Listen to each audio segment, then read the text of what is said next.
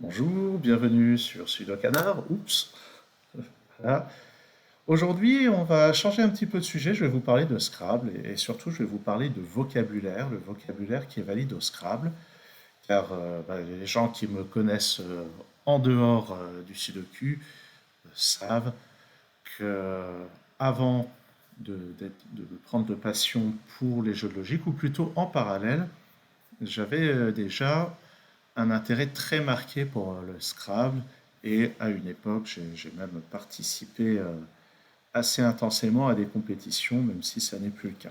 Mais même si ça n'est plus le cas, c'est toujours pour moi très intéressant d'entretenir mon vocabulaire parce que, oui, une des composantes dans le jeu de Scrabble, c'est d'avoir accès à une grande quantité de mots.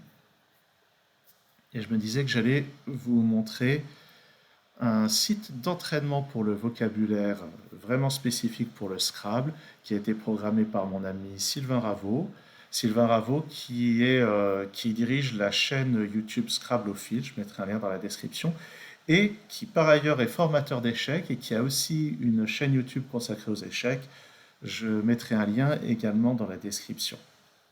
Donc ce site Elimo, c'est un site dans lequel on peut travailler du vocabulaire, et il y a aussi un guide qui peut vous donner un certain nombre de conseils. Ouais, il y a beaucoup de blabla qui vous donne un certain nombre d'astuces pour utiliser le site, parce qu'il y a beaucoup de choses sur le site.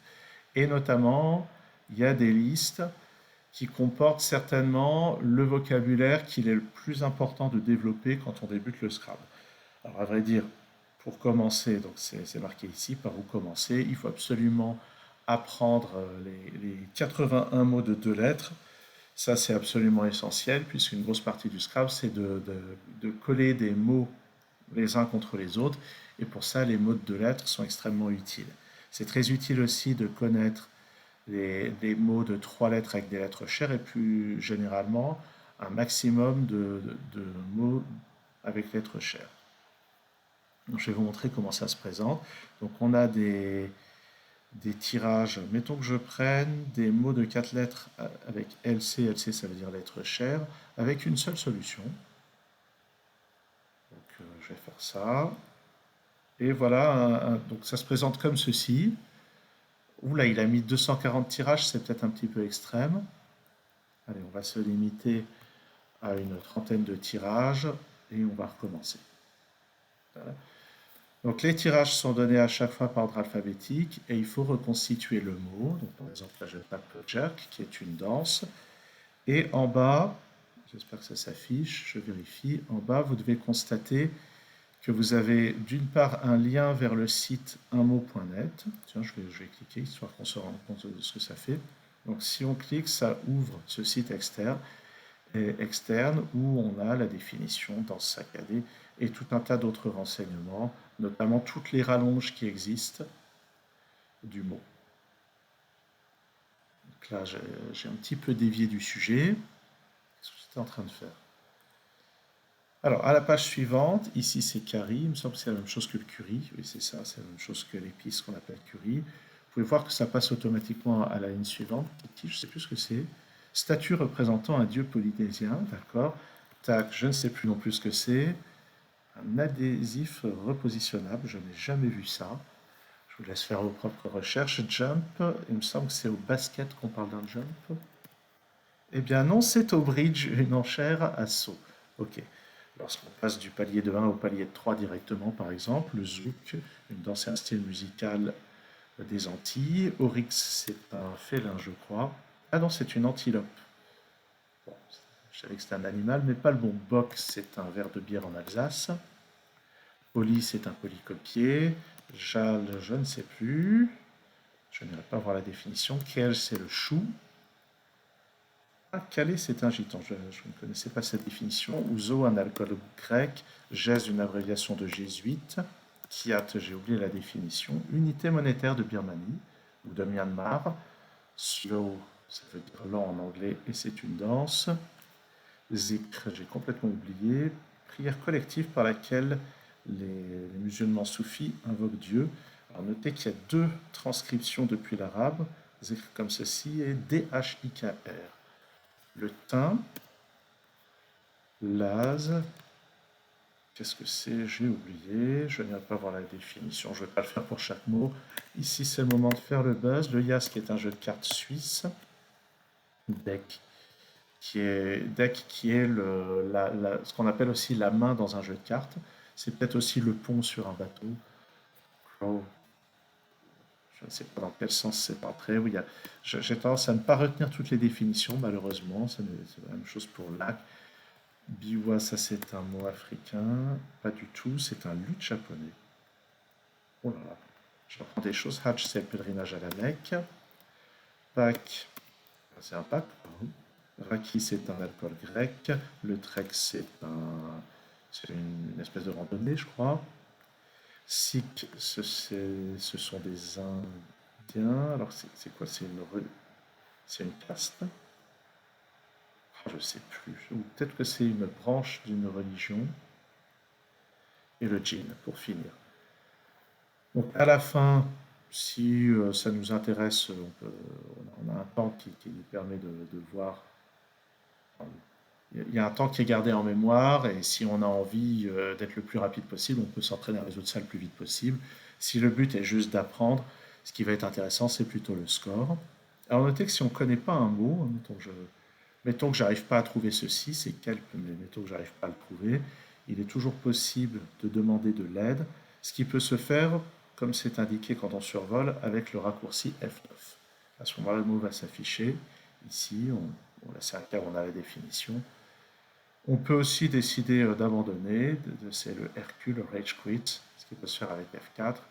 Ok, quelqu'un, oh, ça fait longtemps que je ne l'avais pas fait, il va nous dérouler toutes les solutions comme ceci, mais à la fin, on a la liste comme ceci qu'on peut dérouler pour aller regarder les mots un par un et éventuellement aller voir les liens. Par exemple, Ewe, c'est un peuple qu'on trouve aux environs du Niger et du Congo, si je me souviens bien. Un peuple du Togo. Bon, j'avais pas le bon pays. C'est la langue Ewe qui a la définition, qui avait auparavant la définition langue nigéro-congolaise, mais elle peut être parlée dans d'autres pays d'Afrique que cela. Voici donc un exemple de questionnaire. Vous avez des questionnaires avec des verbes à l'infinitif. Et puis, si vous voulez vraiment vous entraîner sur des choses plus compliquées, vous pouvez par exemple chercher à demander les mots de 10 lettres. Les mots de 10 lettres qui ont deux solutions. Mettons que j'en demande 5, comme ceci. D'un seul coup, c'est plus dur. Il y a adulateur. Mais je vais être bien embêté. Ah, peut-être laudateur. Là, ça sort des mots de 9 lettres au pluriel. Qu'est-ce que ça peut être? Carbolome. Ça me dit quelque chose, carbolome. Absolument pas. Et là j'ai peut-être été un petit peu présomptueux en allant chercher des 10 lettres pour la démonstration. Là, comme ça, il n'y a absolument rien qui me vient. Abricotine, ça doit être bon. Et la définition s'affichera une fois que j'aurai trouvé les deux, je ne suis pas certain que ça arrive, car je vais abandonner le deuxième mot. Cabinotier, non, effectivement, je ne l'avais pas. Donc l'abricotine, c'est une eau de vie d'abricot. C'est pas comme la chocolatine, qui n'est pas une eau de vie de chocolat. Le cabinotier, un horloger genevois du XVIIIe siècle. Il y a parfois des définitions qui laissent rêveur. Le vocabulaire n'est pas toujours le plus courant. Le verbe feuilleter, ça va. Mais l'autre mot, je ne sais pas du tout ce que c'est. On va regarder. Oups, c'est pas ça que je voulais faire. F9. Feuilleret, c'est un rabot, d'accord. Et puis ce tirage, c'est peut-être un mot en morphe. Est-ce que ça pourrait être lycomorphe? Absolument pas. Je vais arrêter de m'inventer une life. Et il s'agit. Polymorphe, j'y étais presque. Et son anagramme, lipochrome. Un pigment donnant une coloration jaunâtre aux lipides. Et puis ici, qu'est-ce que nous avons donc? Lombosacré.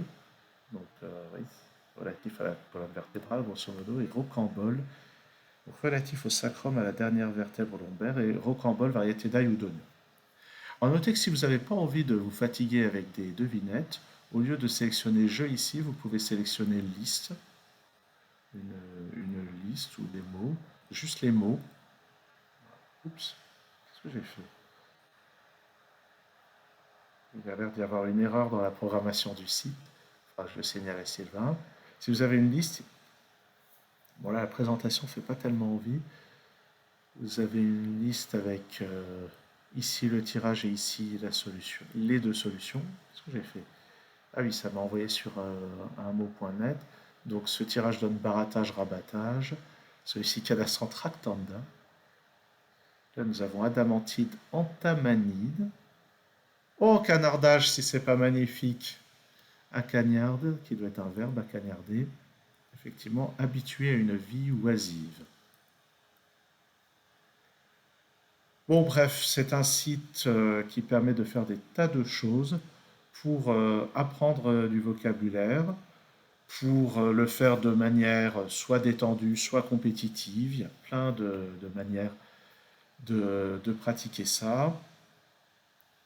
Et c'est un site sur lequel Sylvain est très actif. Il y a sans arrêt des nouveautés. On peut voir les mises à jour.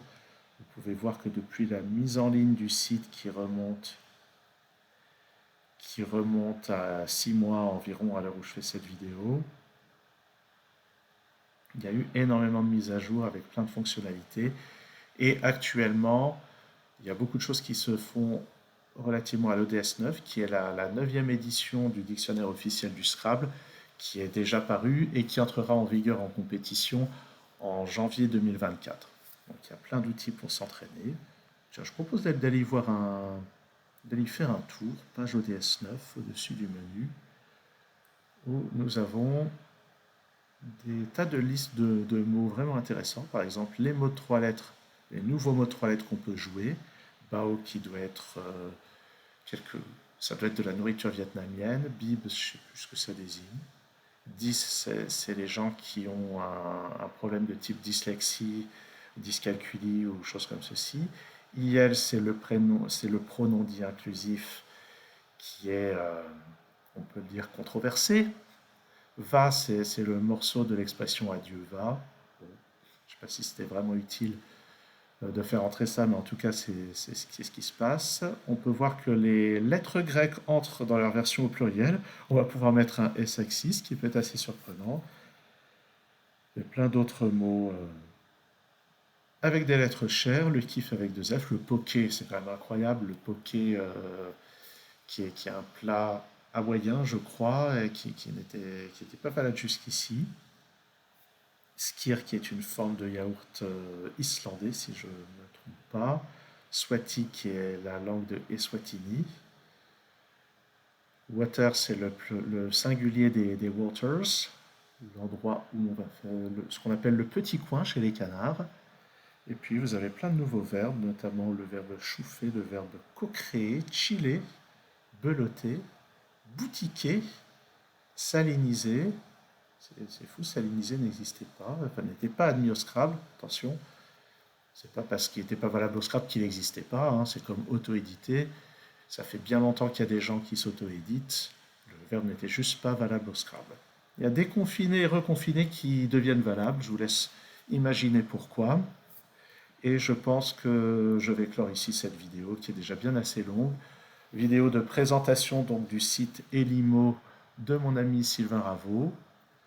Merci d'avoir suivi cette vidéo et à très bientôt sur Sudo Canard pour des choses bien plus en rapport avec les sujets habituels.